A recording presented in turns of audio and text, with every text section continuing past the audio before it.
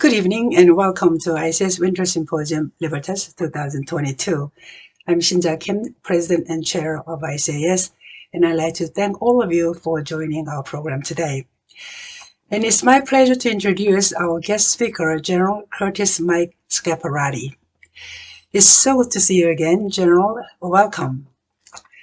General Scaparrotti will address today's virtual symposium with particular emphasis on the Korean Peninsula issues, Taiwan, Ukraine, and U.S. national security. In 2019, General Curtis Mike Scaparrotti completed a distinguished 41-year career in the U.S. Army as the Commander, U.S. European Command, and Supreme Allied U.S. Commander Europe and NATO. As the NATO commander, Mike worked to preserve NATO security, stability of the alliance, traditional and new phase adversaries, and he collaborated with the leadership of all 29 NATO membership nations, as well as the various NATO partner countries around the world. Prior to General's leadership position at NATO and U.S. European Command, Mike served as a commander of U.S. Forces Korea, UN Command, and Combined Forces Command in South Korea in 2013 to 2016. General Scaparrotti graduated from the U.S. Military Academy at West Point in 1978, and his additional military education included his training at the U.S. Army War College. He also earned the master's degree in education from University of South Carolina. Also, General Scaparrotti is a recipient of numerous awards, medals, decorations, including Defense Superior Service Medal, the Legion of Merit, the Bronze Star, the Army Meritorious Service Medal, and Combat Action Badge, the Expert Infantryman Badge, the Master Parachutist Badge, and the Ranger Tab. With that brief introduction, it is with my honor that I present General Scaparrotti to all of you here this evening. And Mike, last but not least, would you kindly relay my regards to Cindy? So, ladies and gentlemen, let's welcome General Scaparrotti. Thank you. Thank you very much for that very warm and complete welcome. It's much appreciated. And I will tell Cindy that you sent your warm regards as well. St. Joe, thank you. Yeah, okay. Before you start, let me make one comment. Please. ICAS is not an agent of any government or foreign principles. No foreign funds involved in ICAS activities. I want to put that on the record. Now, General, it's all yours. Go ahead. Thank you. Thank you. Okay. And thanks for the warm introduction and for the invitation here and the opportunity to speak to the Winter Symposium. I'm well aware of the distinguished speakers that are the norm in this venue because I've attended it, as you know, from time to time. And so I'm humbled to be a speaker tonight. And I'm very well aware of those who are on the net as well and look forward to a conversation and a Q&A with you. As Sue mentioned, you asked me to speak on the Korean Peninsula issues, Taiwan, and Ukraine with respect to U.S. national security. So I will do that tonight. That's a pretty broad swath of issues, but I happen to believe, I think you would agree, that they're all connected as we live in a connected world. And so one does influence the other. I intend to touch on these briefly. I'll try and keep that to say 15 minutes or so, St. Drew, so that we can get to the Q&A. Good. Because you sent me some 65 questions. It looked perhaps like the staff document that my staff used to hand me to begin my preparation for a congressional testimony or something. First, I'll go to the Republic of Korea. In October, I had the privilege to attend the Aerospace and Defense Exhibition 8X21 at the invitation of the ROK Minister of Defense Sewak, which provided an opportunity to discuss security issues with many leaders, past and present, from both the U.S. and the Republic of Korea, to witness firsthand the advances of the ROK defense industry and technology, and to recalibrate, my own assessment of the strength of the U.S. and ROC alliance. The following are a few of my observations from that, and I thought this might be of value to the group. First of all, the alliance is strong, and I found that as a commonly held view by leaders on both sides here, both U.S. and Republic of Korea. Leadership within the alliance routinely pointed to the summit between President Moon and President Biden, which was considered historic and covered a wide range of topics as well and agreements. The 2+2 ministers meeting as the lead trip overseas, our cabinet members' lead trip overseas to both Korea and Japan was noted. And then there was the recent MCM-SCM, which I think was cordial, productive, and from the readout covered all of the areas that you would expect it to cover. ADEX also gave me the opportunity to see and discuss the modernization of the ROC military and their military leaders. The Republic of Korea has continued to invest in modernization of its forces and the development of its defense industry. The development since I was last served as commander from 2013 to 2016, I think is really clear. It's impressive and it's encouraging as well. So again, the alliance is strong. I think it must be strong to serve as the linchpin of peace and security in the Korean Peninsula, as it is said. And personally, I believe the alliance is the best means of both of our nations achieving our vital interests in this challenging security environment. During my trip, I also noted the expansion of the alliance's purpose to embrace the idea of a global alliance. I think that has deeper root now than I've perceived at any time in the past. As the Republic of Korea continues to progress and excel economically, the government and the people believe they're well positioned to support regional and international goals on and off the peninsula. For example, several leaders, noted the ROC as the 10th strongest economy, the 6th ranked military globally. And I heard him use the word middleweight. That's really for the first time I'd heard that in talking to my ROC counterparts. I believe this is right and necessary direction for the ROC alliance, a more regional, global view, particularly given the dynamic security environment we live in today. Surprisingly, the government officials, as well as retired security officials, were less eager to discuss OPCON transition. That's usually a hot topic for the alliance and one that I'm engaged on routinely. Now, this could have been the proximity to the presidential election, or perhaps because other issues, such as the end of war declaration and the nuclear issue, were current news and of greater immediate interest. However, the majority view among security experts, and the view that I have as well, is that OPCON transition must follow a conditions-based approach agreed upon within the alliance. I think that's the best way forward. As I just hinted, the nuclear issue was brought up in several meetings, and during both of my discussions with defense-related organizations where I gave a pitch and took Q&A. In contrast, this topic almost never came up in public when I was a commander in Korea, and rarely even in private meetings, other than military counterparts. It's now being addressed in the media, by defense think tanks in Korea, and among politicians in Korea. Should the alliance position nuclear weapons on the peninsula? Should the ROC military pursue a nuclear program? Can the Republic of Korea rely on the U.S. extended deterrence? And also, given the AUKUS deal, the Australia, UK, US deal, to build nuclear subs for Australia, should the Republic of Korea also develop nuclear submarines? Those were the questions. In short, I believe the extended deterrence is the right posture, personally. It's credible, and the U.S. should do more to assure our allies, and we can talk about that perhaps in Q&A.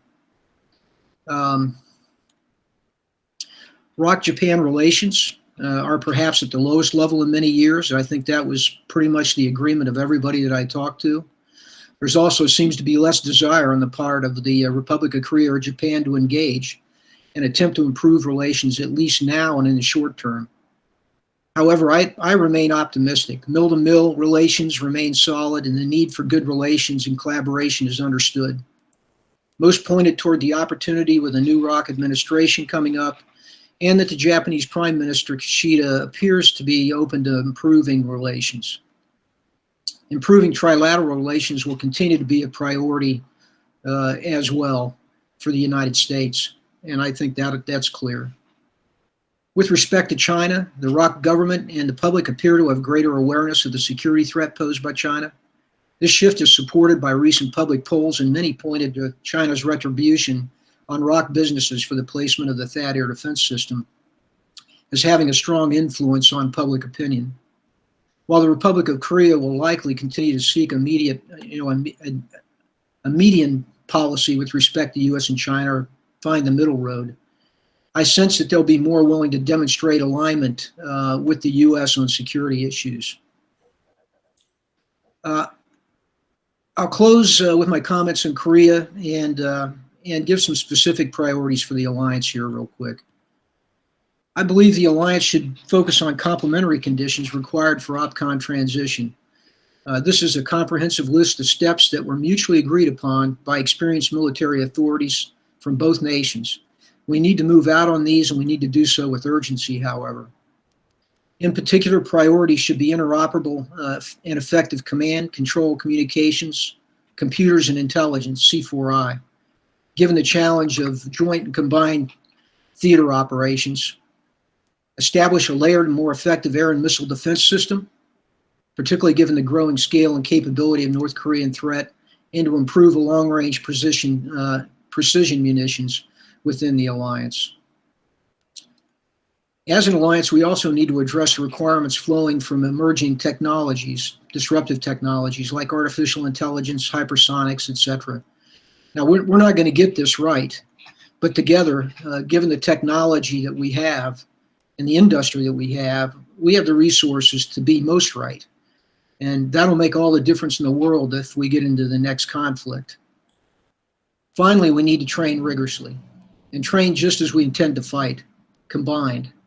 The reduction of exercises and the movement of forces south have impacted training and readiness, in my view, and it's something that the alliance needs to address with urgency as well.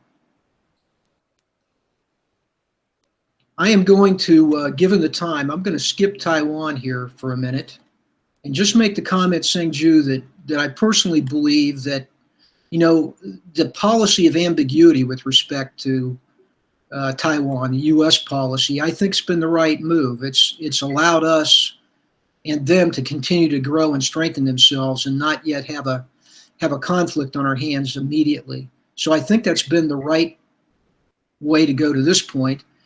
And I think that should continue to be our focus, with one caveat, and that is that we ought to do everything we can to strengthen Taiwan in the interim. They're a tough target as it is for China if they chose to try and invade, and we can make that a lot harder in the interim here. But we clearly have, an imperative to support Taiwan. Now, turning to Ukraine real quick. As you know, it's at risk of conflict today. Fortunately, the powers are talking and the international community is engaged. They're having a series of talks this week. But we know from the meetings thus far that the stakes remain very high, and the chances for mutual understanding and de-escalation at least appear to be low at this point based on the readouts. I'm not surprised by that, in that my discussions with the Russians while I was in command was a sense that we were talking past each other. But the good news is we're talking, and I think the more you talk, the more you begin to understand the background of each other's positions and what your real interests are. So I think that's positive. Now, they've got 100,000 or over 100,000 troops on Ukraine's border. And given their readiness, their composition, and their location, this is a real significant threat, I can tell you, having been the commander there. It is, in fact, the composition and their location, as well as Putin's very clear and unbending commands that raise my concern. Now, Putin's been quite clear about his objective to regain influence over the Eastern European countries, especially Ukraine and Belarus, which is fueled by his fears of NATO expansion. I think Putin is in fact an opportunist, but I don't believe he's a gambler. Therefore, my view is that the present operation is the first purpose was an information campaign, reinforced by the posture, threatening posture of ready forces. Not that his initial intent was to invade, but he'd be postured to invade if the opportunity arose, if in fact the benefits outweighed the costs. But I believe that he believed with an information campaign supported in this way, he would first see what he can gain. And so far, if you look at it, he's gained insight into the West's responses, including the knowledge or the acknowledgement that we wouldn't deploy troops to support Ukraine. He's potentially advanced his conditions that the U.S. and NATO will not invite another East European country, and that we might reduce posture along eastern border.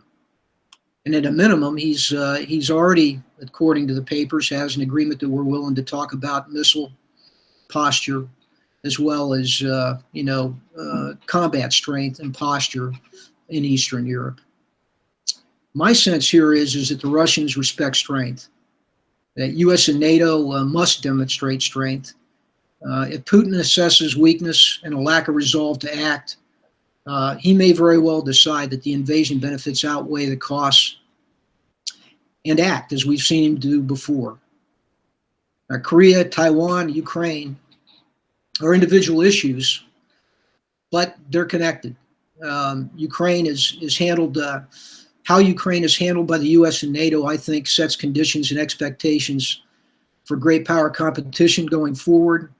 I think that Kim Jong-un, and Iran's supreme leader are all going to be watching this closely, as are our allies, by the way, because post-Afghanistan, having been in Europe recently, having been in Korea recently, I'm asked frequently by our allies about their ability to count on us, given our commitments to them. So, Sangju, I'll pause there just so we can get to Q&A and cut this a little bit short. But thanks for your attention, and I look forward to the question and answer. Excellent, Mike. That's great. Sid Hacker. Thank you, Sue. Sid Hacker, go ahead. Scaparrotti. Hi, Sig. How are you? I'm doing great. How nice to see you, even though it has on a Zoom. But it's great to see you looking so good, and thanks for everything you've done for our country. So the question that I submitted was, as you know, I'm the nuclear guy, and so during your tenure, so the issue of the hydrogen bombs really first came up in January of 2016. Yep. The North did its fourth test, and it said it was a hydrogen bomb. But people like me, and your folks, of course, said, no, it certainly doesn't look like it. But then, of course, by 2017, in September, they did what I think was the real thing. Yeah. It's actually, fascinating to look back. It looks like, at least to me, it looks like that January 2016 test was sort of a proof of principle of a hydrogen bomb test. But so in other words, they got partway to learn a lot of things, and then in 2017 it went through. So the question that I thought would be so interesting to ask you, so in 2016, the issue of hydrogen bomb comes up. Then in 2017 they do it. So how did the U.S. military react to that? How did that affect your threat perception of what we're going to be up against in North Korea? That's the question. Yeah, thanks, Ed. Most of these kind of questions I learned from you when I was both in Korea and Europe. That's why I always called you. So, we'll see. I know I've got the teacher here asking the student a question, but, what it did for us is it heightened our concern a good deal. Because it was a clear advance by them. It's a capability that is much more destructive, much more advanced, harder to do, much more destructive. It indicated their ability to continue to test and get things right. And if you put that on the back of, for instance, their SLBM, they attempted to fire the first one of those within a few months of me taking over in Korea. And all of our intelligence folks came to me and says, don't worry about it. This is really, really, really hard. And particularly, the launch portion of it, the initial launch portion, which is what they screwed up. So this is going to be years. Well, what was it? See, it was what, a couple more launches, and pretty soon they got that first part right. And then everybody went, uh-oh. And so those are the kind of things, if you watch their testing, I use the SLBM as the example because they really move that much faster than any of our experts expected. And I think you're one of those that told me that, they don't test like we do.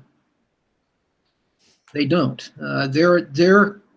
They're willing to take more risk. They cut it short, unlike us taking every step and checking every step of the way. And I think that's proven to be true in everything they're doing. They're moving faster than we expected. So for me, we took it seriously. If you looked at my congressional testimony, I tried to ensure that Congress understood, my concern. In fact, I made the statement that if you don't like what you see now, you're going to be really worried in 5 years. Mm. And I think that's proven to be true. So I'll just end there. Oh, Sanju, I'm here. This is Dennis. Okay, Dennis, go ahead. Yeah. General, thank you for your service. After I retired from the House in 2013, I've worked for 8 years as a consultant at TechRo, the equivalent of the Taiwan embassy. So my question was about South Korea. How, not Moon Jae-in, but any successor, Korea has been sort of hesitant to get caught in the middle between the United States and China over issues not only like Taiwan, but the South China Sea.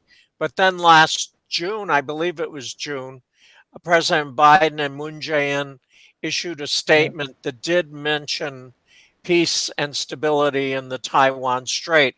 This was the first time in years South Korea had ever said the word Taiwan, maybe since they ended relations in 92. So my question, going forward, of course, Moon Jae-in only has 3 months left, but how do you see South Korea? You talked about it taking on a bigger role in the world as a middle power. If there was some contingency or crisis over Taiwan, do you have any thoughts on how South Korea would react given its alliance with the United States? Yeah, thanks, Dennis. First of all, I would have pointed to the statements by the presidents, just as you said. That was unusual, and I think it was a precedent. And I think it's an indication of also what I heard when I was in Korea, that there is a greater recognition now in South Korea of their capability and responsibility regionally. Having said that, I think their first reaction, if something were to start boiling, is to be cautious. If you think about it, they're thinking about one, retribution, and two, even what is China's position with respect to their desire for reunification and the need for China's support for that longer term, et cetera. All those things play in it. So I think it'd be cautious initially, but I think they would also do what they need to do as a member of the alliance, and I think that would come about. And what I mean by that is that that if there were a crisis developing in Taiwan, it seems to me that China would naturally try to mitigate risk. And part of that risk is on the peninsula with U.S. force positions in the alliance. And I think pretty quickly, the Republic of Korea would understand that they've got to take some steps at a minimum in terms of defense in order to mitigate their own risk and security. But they also have an obligation within the alliance, which is in writing, to ensure our strategic flexibility. That's U.S. force strategic flexibility. So my response would be, you never know until you get there, but I think it would be caution at first, but it would be a recognition of their inaction with respect to their duties as a part of the alliance. That's what I think. Thank you. Tong Kim out there? Yes. Go ahead, please, Tom. All right. Thank you, General, for doing this for us. My question with regard to missile defense, especially against the background or backdrop of North Korea's recent test firing of hypersonic missiles with agility and leap forward and a lot of talk about it, how we're going to defend that, whether and there is a talk in South Korea among the political leaders, including a political a presidential candidate, arguing that since it's going to take only 1 minute for North Korea to reach south to destroy it with one of their missiles, especially weapons like a hypersonic missile that they tested it this week. Now, my question is, and then he advocated for maybe we got to focus on prevention rather than interception. There will be no way to defend South Korea militarily from the attack of North Korean missiles. Now, in my view, there should be certain point of balance between capabilities for deterrence and prevention and interception.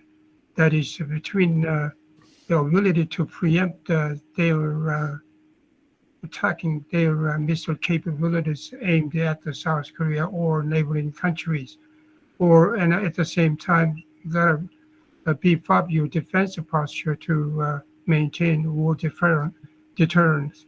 Now, what's your view in on a desirable point of balance between prevention and preemption and interception?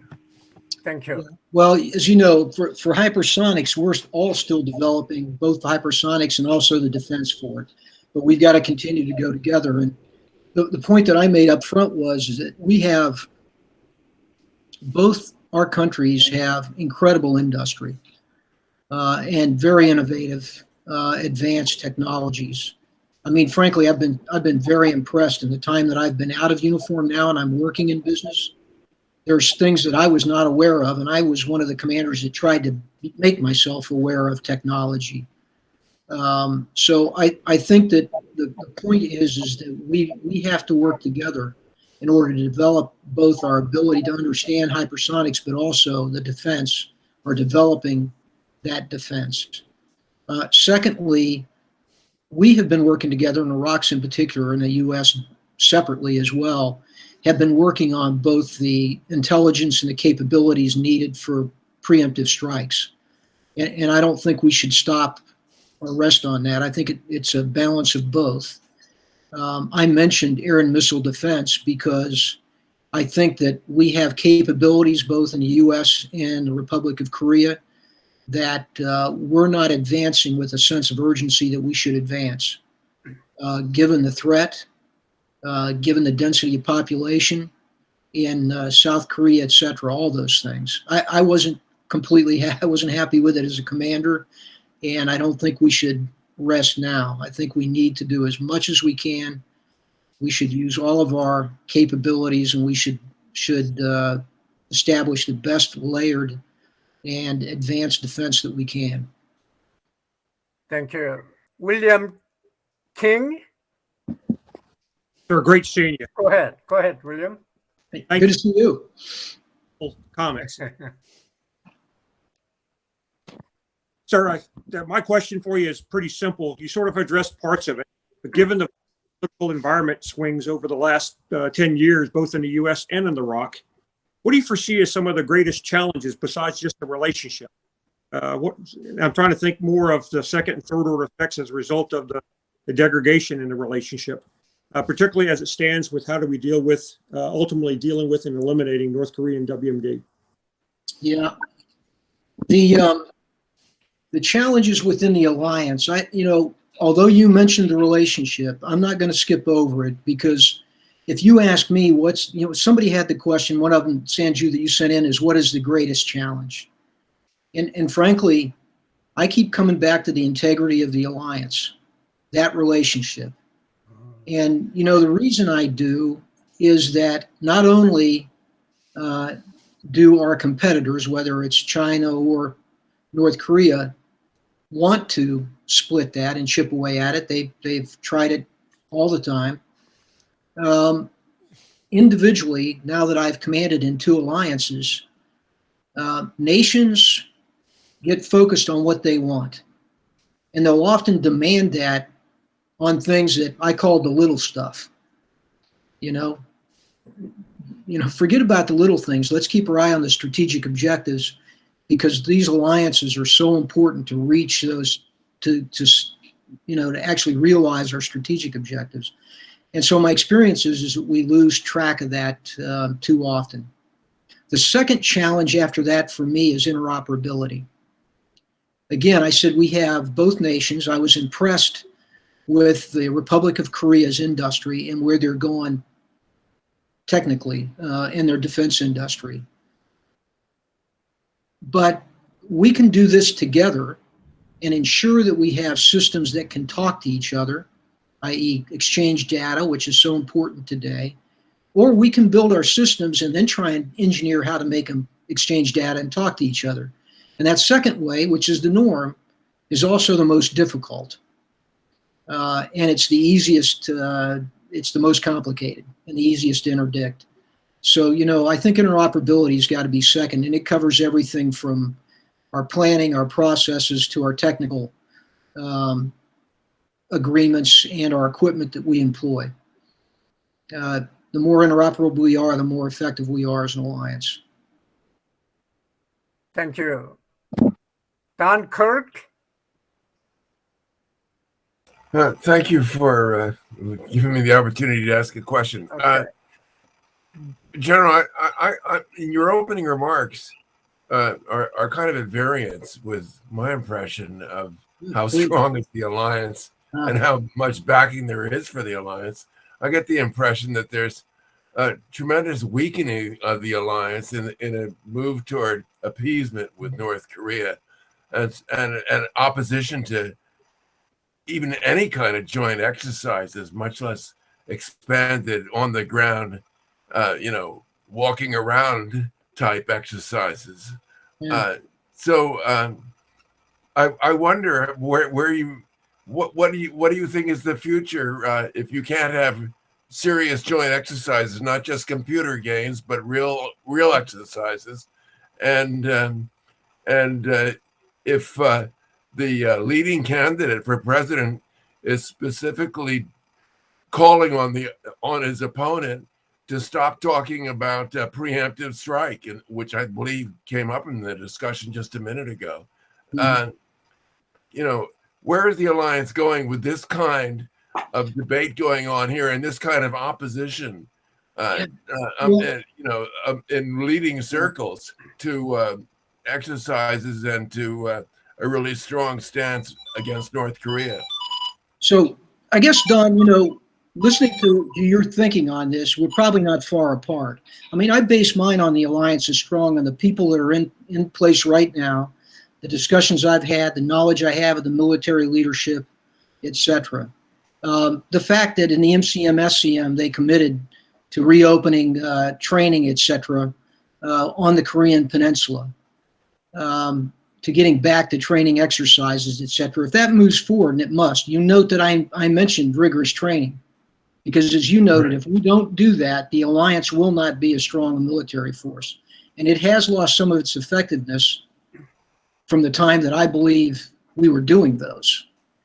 Now, if you're talking about the future, with the future being perhaps a denunciation of the use of preemptive strikes or training exercises, etc., on the peninsula, then I would agree. That's a weakening of the alliance. I don't see that coming out of either the military that we have today or those that I spoke to. In fact, I see it moving the other direction. March, there's going to be a new president, and we'll have to see, where that goes, whichever one it is.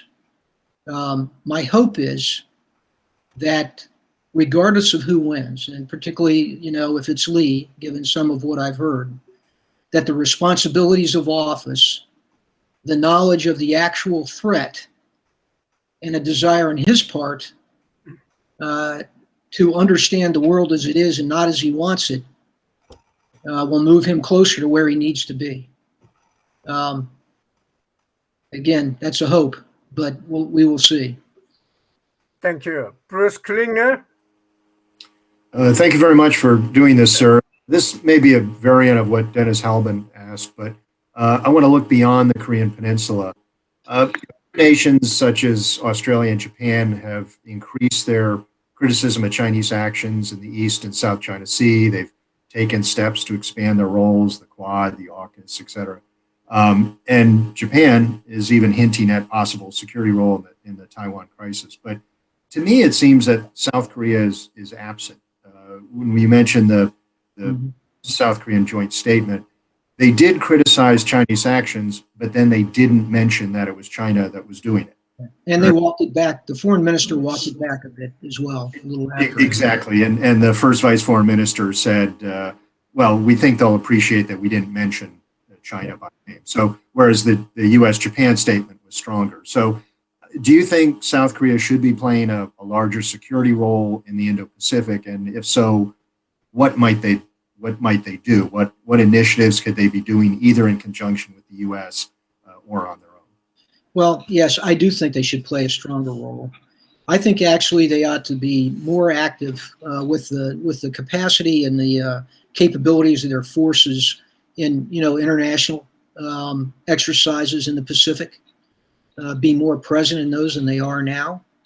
I think they ought to consider, even though it's not a military piece, and that's the good part of it, is the Quad and taking part in that, if only as an observer, initially. I think that their national powers beyond military are such now that they have ability, but I think also an obligation to assist others in safeguarding the international order. The rules-based order in the Pacific, because they are a democracy. They've benefited from that as well, and it's time to step up. So on the one hand, I know they're cautious. I expect them to be cautious, but I also would tell you that I think they must be clear about their security interests and where they draw lines, particularly with respect to China, because to do otherwise, I think really is dangerous to the lifestyle and the international order that they desire for their own country. So at some point they've got to stand up and come to terms with this. And as you said, Japan and others have done that more readily. Thank you. Larry Nix, go ahead. Thank you, Sangju. All right. General Scaparrotti, in assessing the threat from North Korea, are we overlooking some growing weaknesses of North Korea in terms of an actual ability to wage a military conflict against either the United States or South Korea? Kim Jong-un, in his speeches last year, including the recent one before the Party Congress, has admitted to a sharply deteriorating economy and major food shortages in North Korea. There are reports of electrical brownouts even in Pyongyang. And we know that Kim Jong-un seems to be terrified of the COVID virus coming into North Korea and has completely isolated his country from contacts with other countries, even China, because I believe he knows that his medical system, which is basically a 19th century medical system, would be devastated if COVID begins to appear amongst the population in North Korea.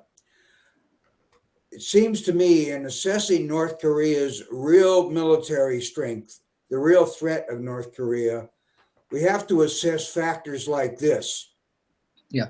As well as their missile and nuclear capabilities. Is this being done? I believe it's frankly being done in the Biden administration right now. It is. And I guess the question militarily that comes to my mind is, would this give us more flexibility, especially in a Taiwan crisis, to be able to deploy some of our forces from South Korea to meet a Chinese military move against Taiwan? And the military move that I am most worried about, frankly, isn't this 100-mile cross-water invasion, which I don't think the Chinese would risk, at least initially. What I think they will do would be to institute an air and naval blockade of Taiwan and dare the United States to try to break it. Yeah. Or one of the smaller islands. If we tried to break it, would we need our fighter squadrons from South Korea to be moved to Okinawa or Guam in order to be used for that kind of operation to support Taiwan? Yeah, so first of all, Larry, I think, your assessment's right. And we, even when I was in command, we recognized the vulnerabilities that are existent in North Korea. But the fact of the matter is we got to be ready for the capability. And given the size of their force, the increasing competence of their ground force, which, KJU has been able to produce a better force. And then the fact that they might very well take steps that create a crisis with Seoul's capital 35 miles south. So we have to deal with what their capability is. I've never believed that if they chose to go to war, that we wouldn't be dominant. The things that you mentioned, in fact, I believe also are vulnerabilities that we can leverage in order to bring them potentially to the table that we probably didn't work on enough, at least in the time when I was there. I think there's ways to do that. The other thing I'd mention about your intro is that what I worried a lot about when I was a commander, and I think it's still a worry today, is instability in North Korea. Particularly its health system. I mean, if we thought that Iraq and its infrastructure was difficult, having been handed the responsibility to care for the people and to provide order, North Korea is a lot harder, in my opinion, having been in Iraq and then looked at North Korea. So I think that is something we need to be prepared for. Now, could we potentially move some forces from South Korea? I think we could. And we may be asked to do that. That's really up to the military's judgment at the time.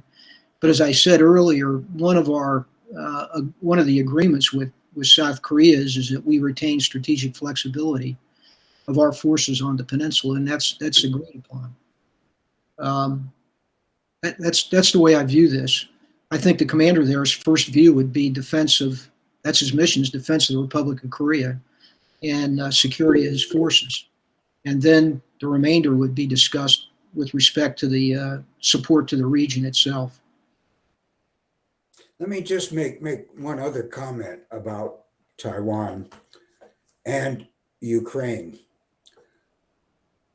Putin, in terms of invasion options, he has several options in terms of the scope of an invasion and the objectives of an invasion. Right. Yeah, big bite or small bite, et cetera, et cetera. Mm-hmm. Smaller bites, like cutting across southeastern Ukraine, yep, to establish a land border with Crimea, to cut and annex that area, I think would create probably disunity among the United States and the European countries in terms of what to do, because it would not be a large scale invasion. It would be small scale.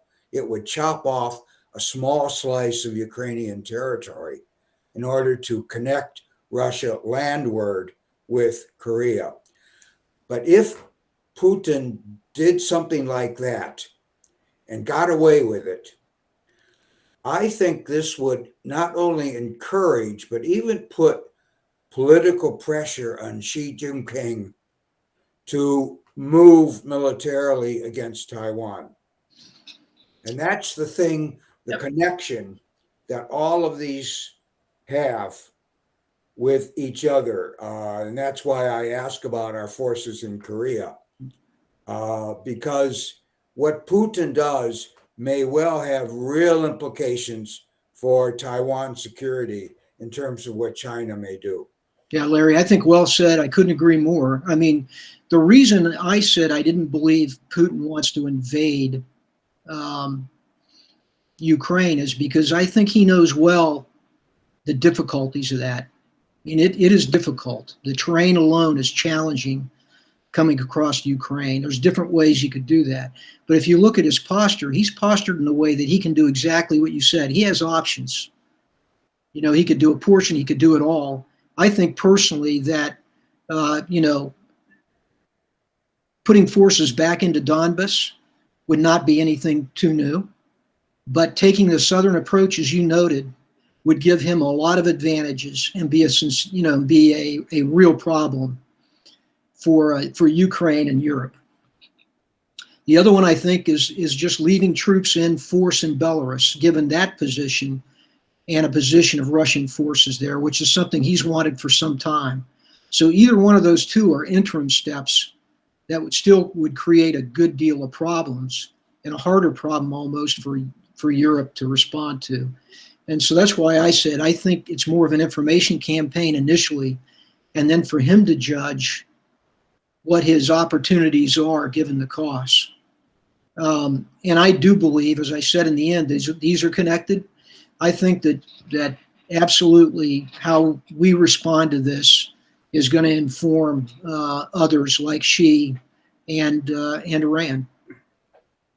Thank you. Bruce Bennett. Yes, sir. Bruce, go ahead. Thank you. Our good friend Sig Hecker said about a year ago in an interview that he thought the best estimate of North Korean nuclear or fissile material for nuclear weapons was about 45, which given a year probably puts us about 50, not necessarily the weapons, but the materials. But if it's true, North Korea potentially has it within its ability to make enough nuclear weapons that it could seriously challenge the airfields in South Korea. And the airfields are, of course, a significant part of the defense, as South Korea, even in its defense reform plan, has emphasized the Air Force far over the Army in its developments. So if that happens, what should the Combined Forces Command be doing in its planning process to deal with the North Korean nuclear weapon threat? Yeah, Bruce, I mean, even short of the nuclear weapons piece, when you look at the volume of artillery and rocket fire that they can provide, you can't count on having those airfields. We moved things to Humphreys to get out of the range, and now they're in the range again. So, I mean, you've got to continue to look at this. From my perspective, you're fighting on a peninsula, which is constrictive in and of itself. I mean, how do you gain maneuver, right? And so the older plans, was mass and straightforward, and we're going to the Yalu. And in today's technology and with the capabilities in North Korea, that's just, that's not the way to go about this. And so you gain maneuver from nodes and your mobility outside the theater, in my view. And when I was there, and I'm sure it's been continued, within the alliance even, that planning, the plan is an alliance plan, those things are understood, and that's continued to be developed, I'm sure. Somebody asked about, one of the questions was about the strategic planning guidance. Obviously, I haven't seen it, but the strategic planning guidance is an alliance product. And it comes out of both ministers to the commander. I received the one, we rewrote the plan when I was the commander based on new strategic planning guidance. And they noted in the MCM there's a new SPG. I think that's right. It's time to do that based on what I know. Given the changing environment, the changing capabilities, and I'm sure that planning guidance is laying out what the alliance believes the commander should set, not only as his objectives, but also the construct of the plan. So I'm pretty confident that that's being considered. Sean Creamer. Yes, sir. Thank you. Okay, Sean, go ahead. My question for you is, yes, sir. Thank you.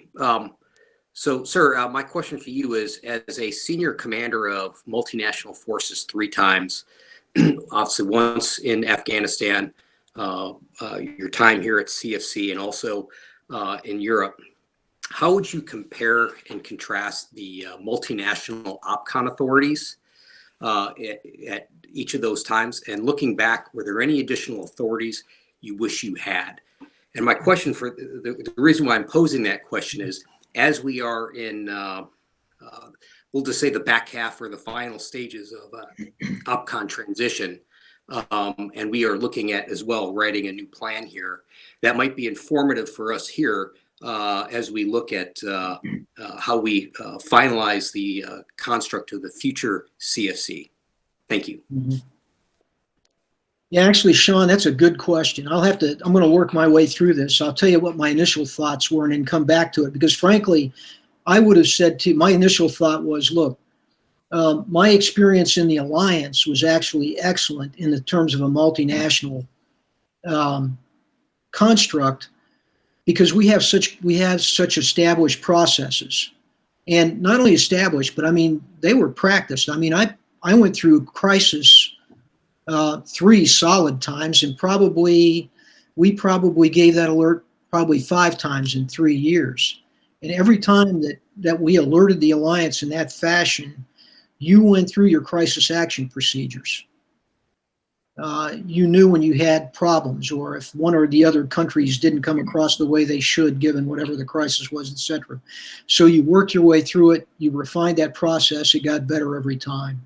So in my experience, that was a good experience. I think we had a very good understanding of each other's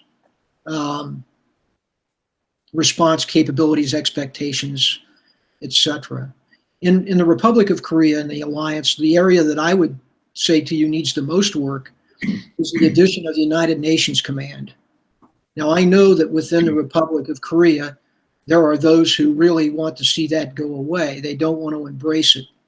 But I would tell you, given my experience in multinational commands, that if there were a crisis on the peninsula, that UNC command is a jewel, okay? Because if you didn't have it, you'd be building it. Pretty short order. 16 to 18 nations ready to come to your help with a structure and a command, a staff that's already in place. You can't beat that. It needs to be refined and embraced in a better way within the alliance, because it will be needed, and it'll be a positive thing. If nothing more than diplomatically, but it'd be a positive thing militarily too. Now, when I look at my other commands, let's go to Afghanistan or Iraq, where I commanded twice in Afghanistan, 50 or better countries. What I would say is, you're never going to get away from caveats, right? It's better to understand clearly what they are than wring your hands about them. The real problem with caveats is not that they have them. It's that you know what they are. And then you are truthful and courageous about how you use that force in line with their sworn capability and intent and will. I say that because we often would make agreements, and this is done at the diplomatic level and the senior military level with countries who did not swear a caveat, but we either knew or learned that they actually had them, but we still gave them missions that complicated that. And so what happens? Somebody else has to respond in a crisis situation because they don't meet their commitment. That's not a small thing, and it's something that we could avoid, but we tend not to. So, if you're going to work in a multinational theater, you got to force people to be straight up. And I'd rather know about it than not know about it until there's a mission they won't do. Finally, I'll say that I think there's a lot of strength in multinational organizations. We're better with them than without them. We're going to fight with them anyway. We better get used to it. And the other thing is as Americans, we need to embrace it. One of the things I talk to the senior GOs about when I do instruction at NDU, et cetera, now and with future general officer courses, is that we Americans are pretty set on what we think's right. And the fact of the matter is, if we'd listen better, I found our allies have some pretty damn good ideas. And sometimes they're ones that seem to be odd to us. But if you really allow the staff to work it and think about it as a commander, they often give you some views and some means of operation or approaches that you would have never thought about.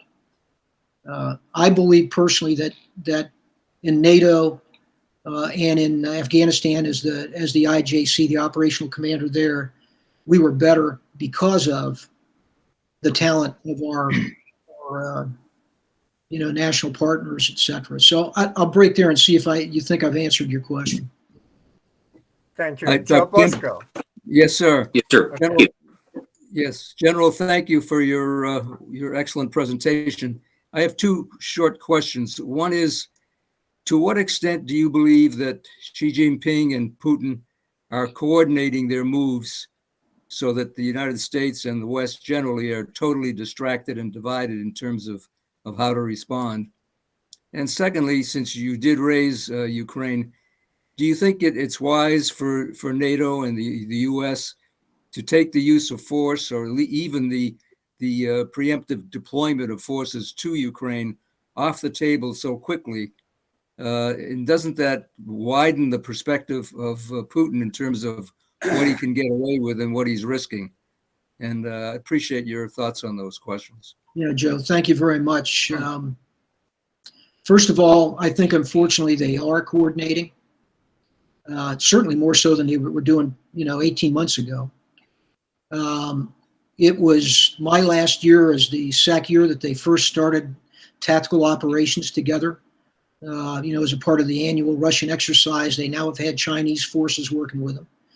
In 2019, it was rudimentary. It was each in their own sandbox. It wasn't a threat, but that'll develop over time. I don't think it'll be robust, but I think it's not helpful.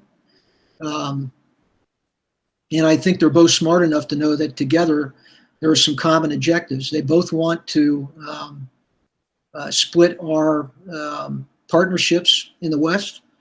They both want to rewrite the international rules-based order. They both believe that they should have spheres of influence again.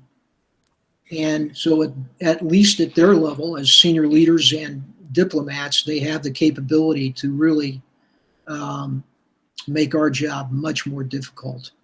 And I think that they realize that. To Ukraine, I agree. I noted up front, I mentioned the fact that if nothing else, Putin has already learned that our president has said he wouldn't deploy forces. I would have, even if that were the case, I would not have said that publicly at this point. Because, deterrence is about strength and convincing the other guy that his costs are going to be greater than he desires to bear. And there was no need to do that.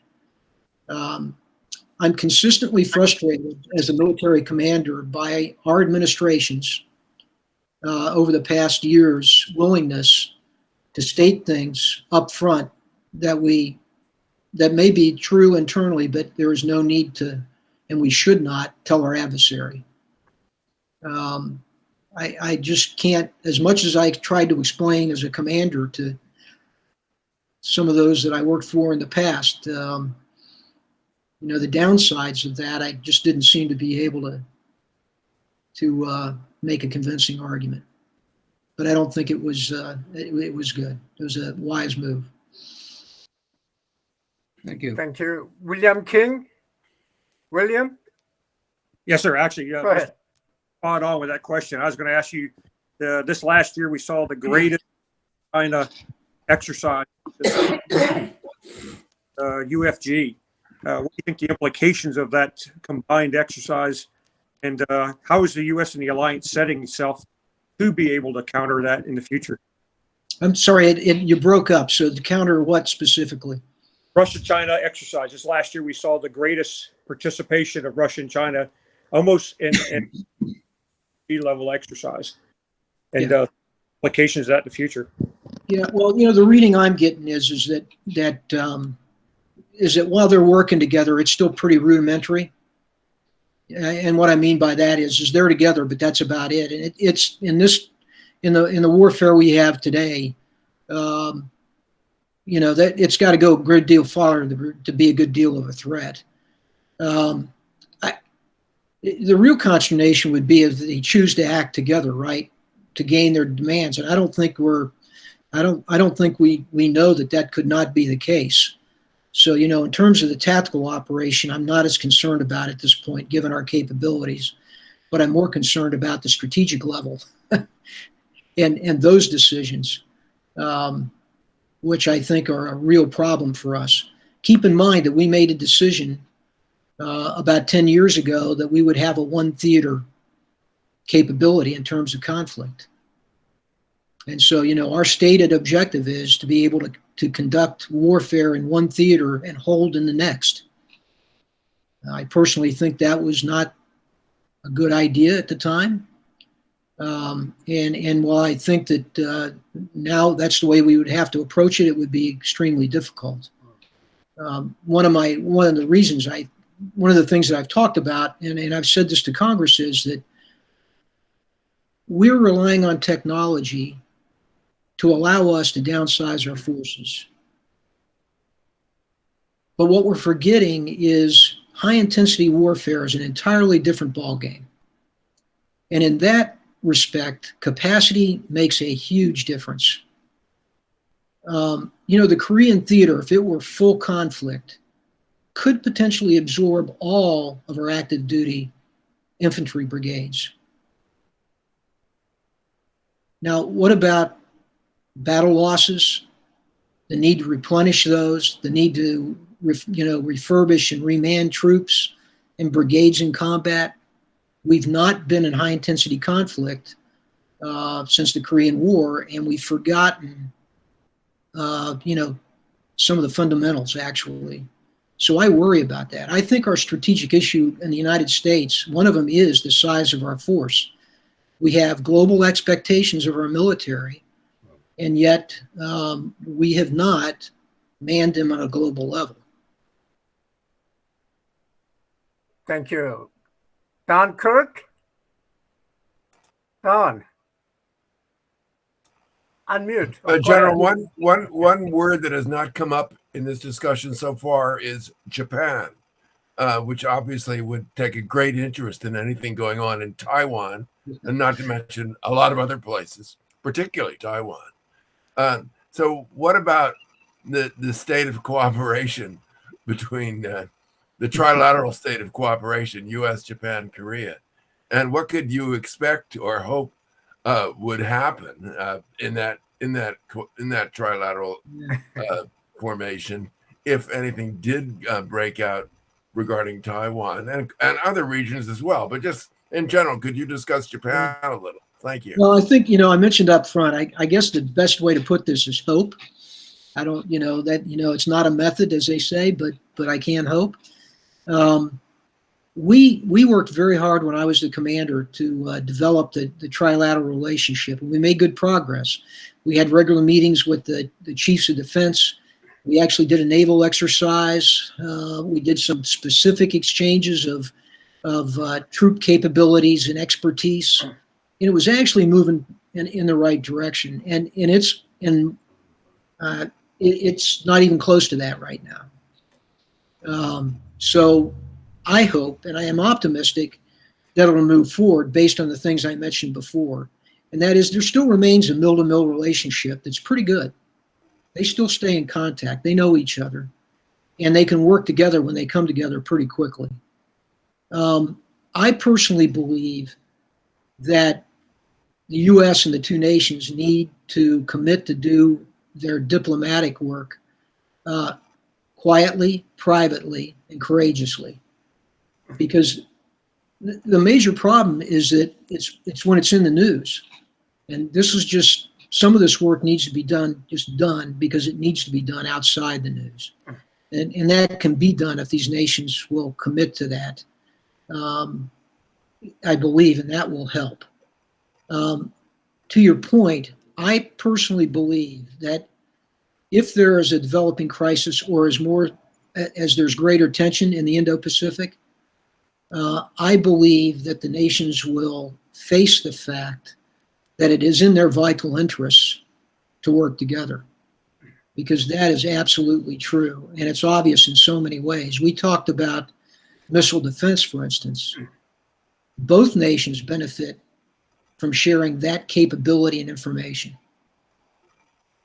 If I may ask a follow-up, do you think that it would be possible to move effectively on Taiwan without trilateral cooperation, or would we be in a situation where we in Japan were moving on Taiwan without ROK cooperation? There's various unpleasant scenarios one might imagine.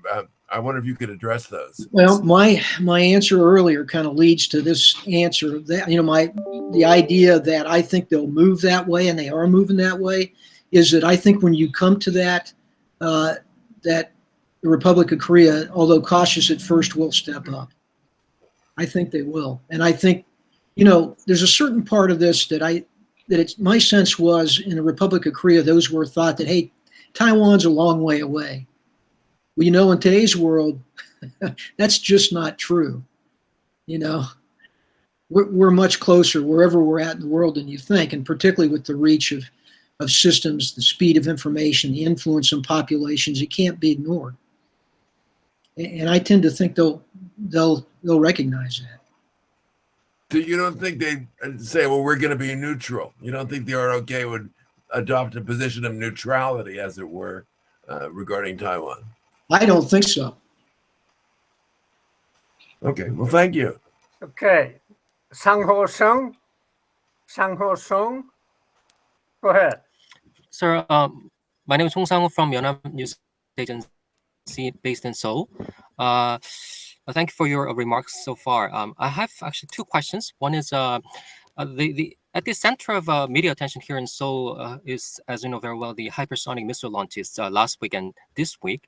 So what is your assessment on that sort of capability and authenticity of the missile, what North Korea claims to be the hypersonic missile? And do you think that at this point, the South Korea-US alliance is ready to or capable of intercepting that missile, if that is really a hypersonic one? And secondly, you talked about this strategic planning guidance, and I think the alliance is ready to update that, as we've seen at the Security Consultative Meeting outcome. So do you think that China elements should be included in that when the allies are talking about updating their work plans? Thank you. So thanks. On the first, I don't know. I know what you know from reading in the papers about, the missiles they test over this past week.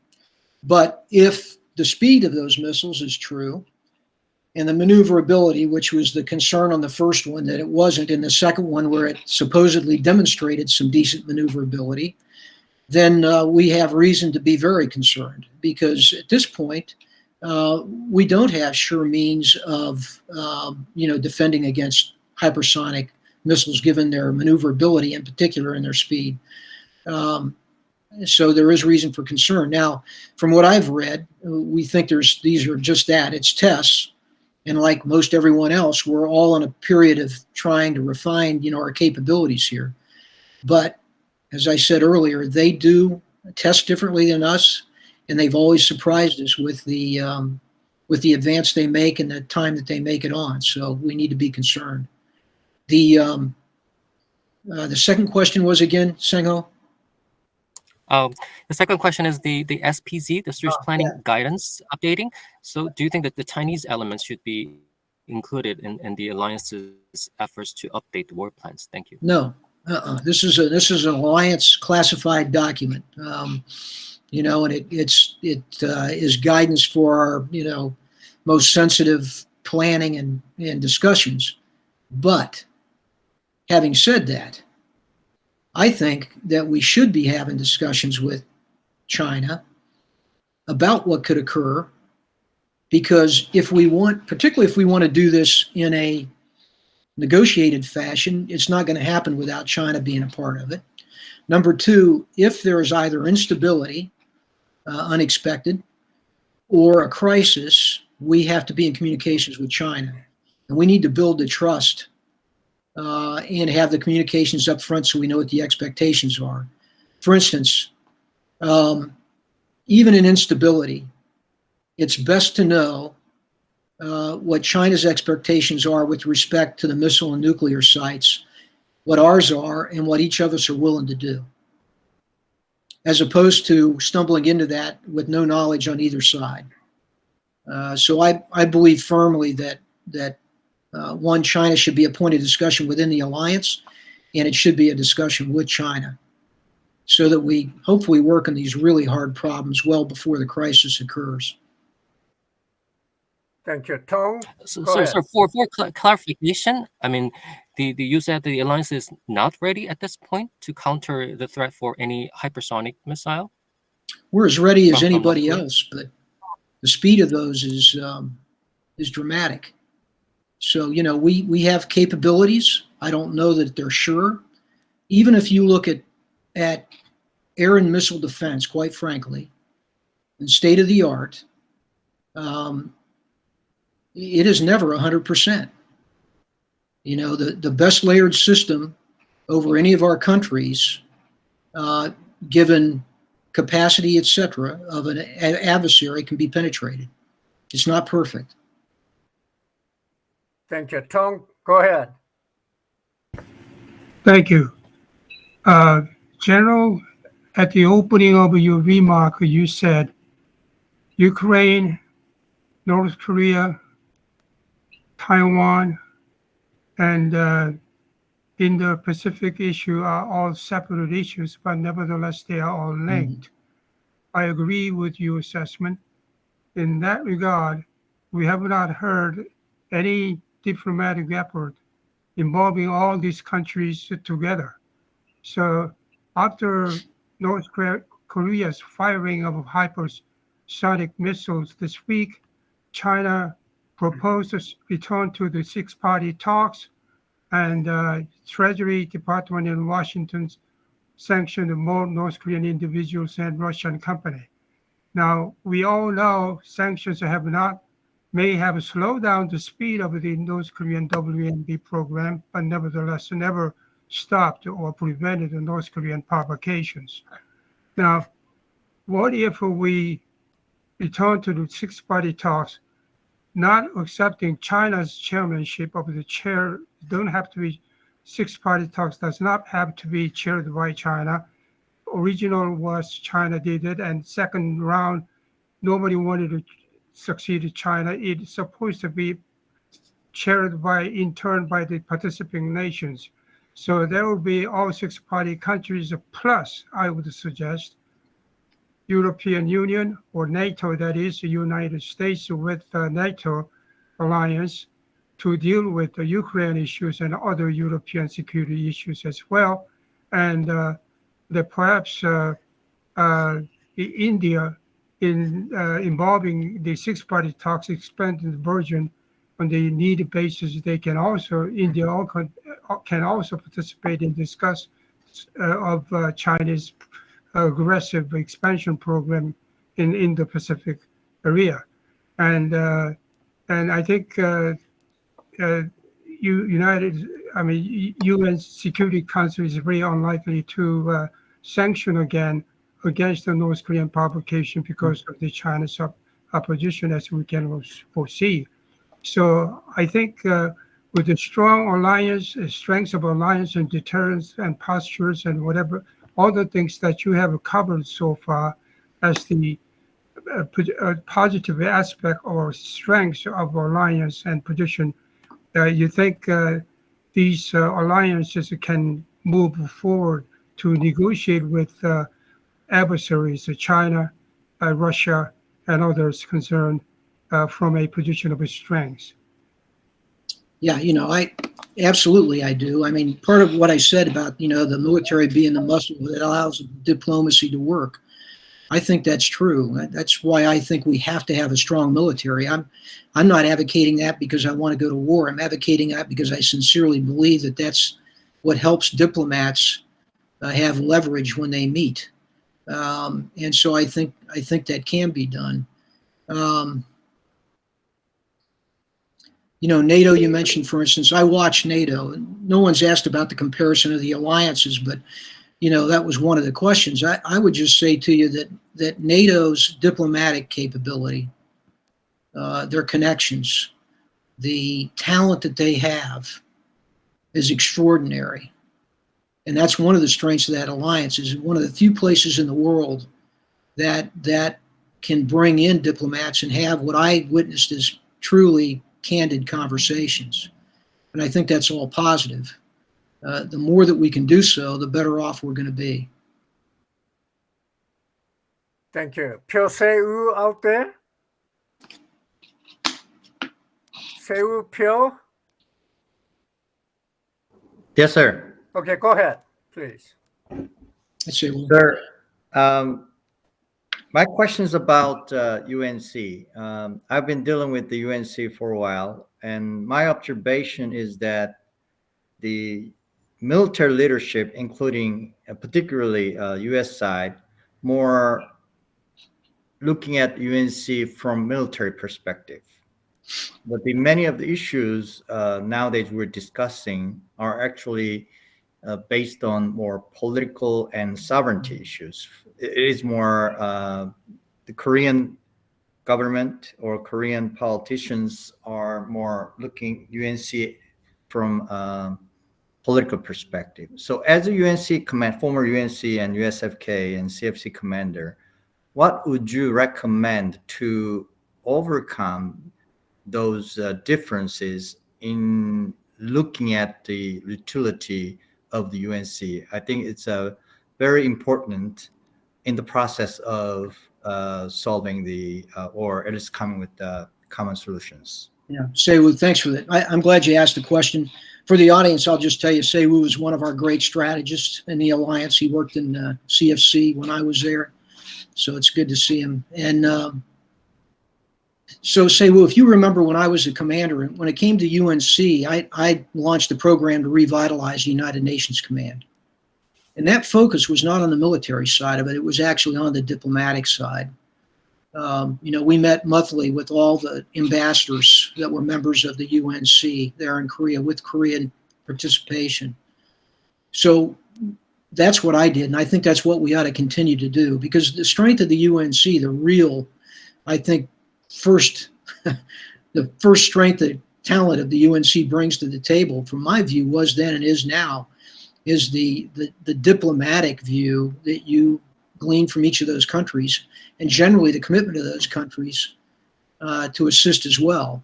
Because in today's world, all these tough problems are not just a military problem. In fact, they'll never be solved that way. They've got to be solved through the use of diplomacy, information, economics, etc. And it's the diplomats in connection with their countries that bring those other national powers to bear. So from my viewpoint, that was the importance of it. And I think if we accentuated that perhaps more and used UNC as it's organized now with, on the peninsula, that there would probably be greater comfort with it, particularly on the diplomatic level in Korea, in the Republic of Korea, and a better understanding perhaps. Thank you. Richard Chen?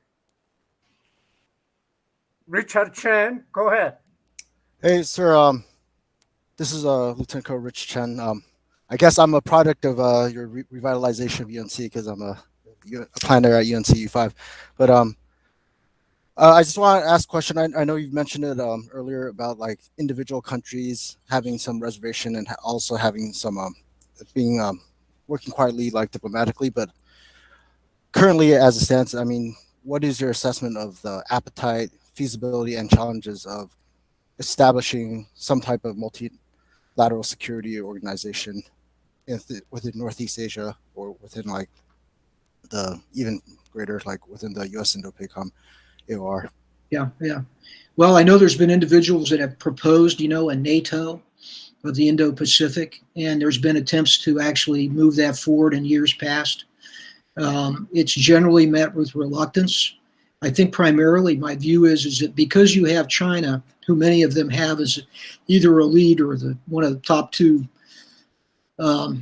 economic partners, that although they look to the Western countries and democratic countries for security, they still have to deal with the fact that China is their lead economic partner. And so it is complicated by that. Whereas in Europe, that's not the case. So I think that's been a major part of that problem. What you see today is a greater willingness to step forward. I mean, the debt diplomacy of China is becoming more and more apparent to the countries, to including those that they made promises to that they're now not delivering on.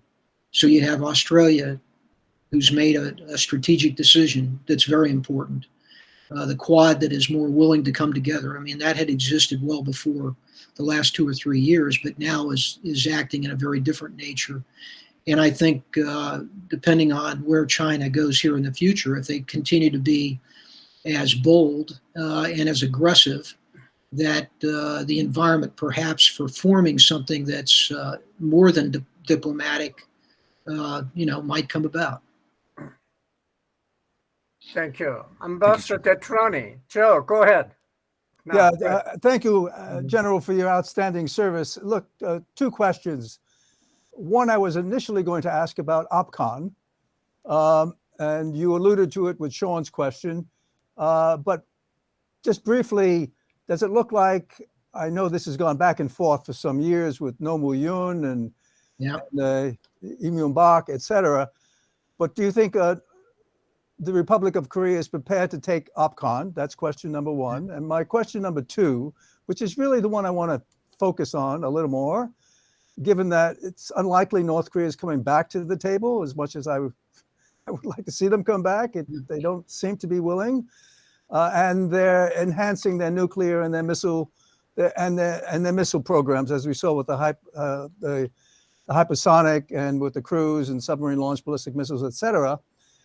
What more should we be doing to better contain North Korea? What more should we be doing to better deter North Korea? Because that may be the path we would have to go on if they're not coming back to negotiations. Yeah. So the first one is, are they ready? I would say no.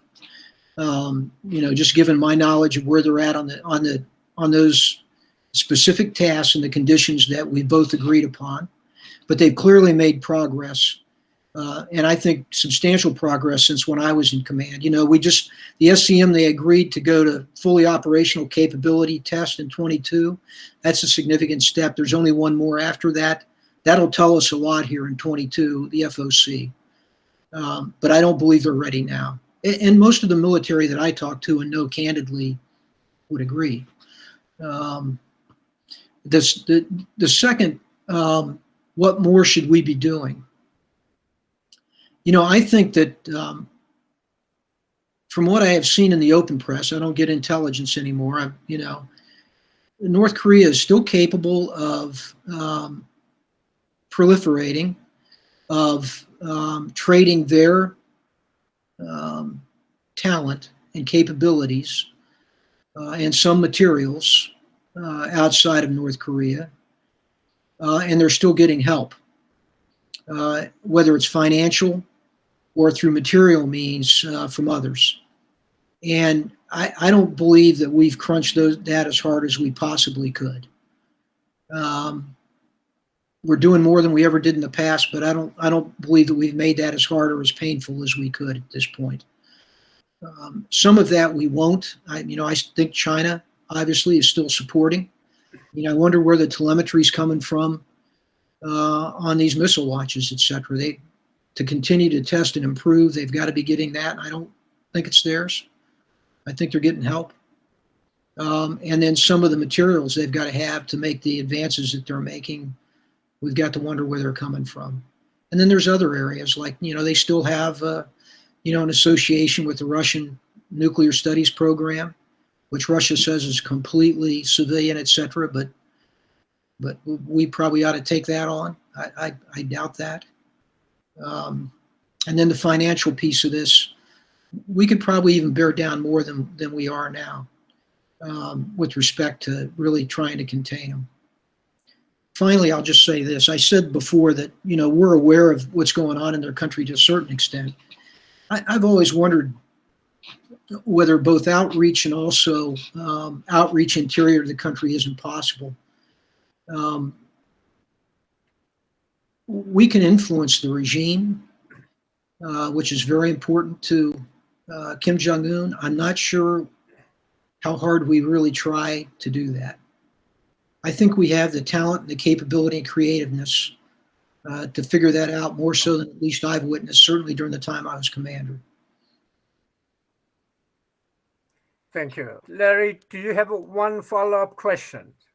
Your last answer made me think of when you took command in Korea in 2013. This came after a period of much reported activity in terms of both the nuclear and missile programs between North Korea and Iran. A lot of exchanges of experts coming to both countries. Missile technician clearly going from North Korea to Iran. Many of Iran's missiles are basically copies of North Korean models. But the reporting or information about this has dwindled significantly over the last 4 years or so, 4 or 5 years. Your question about North Korea receiving assistance from other countries leads to my question, is Iran still in this deep relationship with North Korea? Is there still this kind of strategic relationship, especially in the nuclear and missile fields between the two? Or has Iran, after the 2015 Iranian nuclear agreement, pulled back from its relationship from North Korea in the missile and nuclear area? So, Larry, I actually went up on the net here yesterday in preparation for this and did a search just to see if I could figure that out. And frankly, there's very little out there that's recent about, Iran's support for the North Koreans' nuclear program. I don't know the answer to your question. I was trying to figure it out, but you're right. It was clearly they were exchanging experts, et cetera, at the time I was in command. But I actually tried to see what I could find on the public net out here, and I didn't find anything that's recent. Very good. Mike, this is great. You passed. And we give you a big A+. This is wonderful. And ladies and gentlemen, time is up. The session is adjourned. Thank you very much. Thank you all. General, we'll get back to you, okay? Thank you. Thank you. Thank you.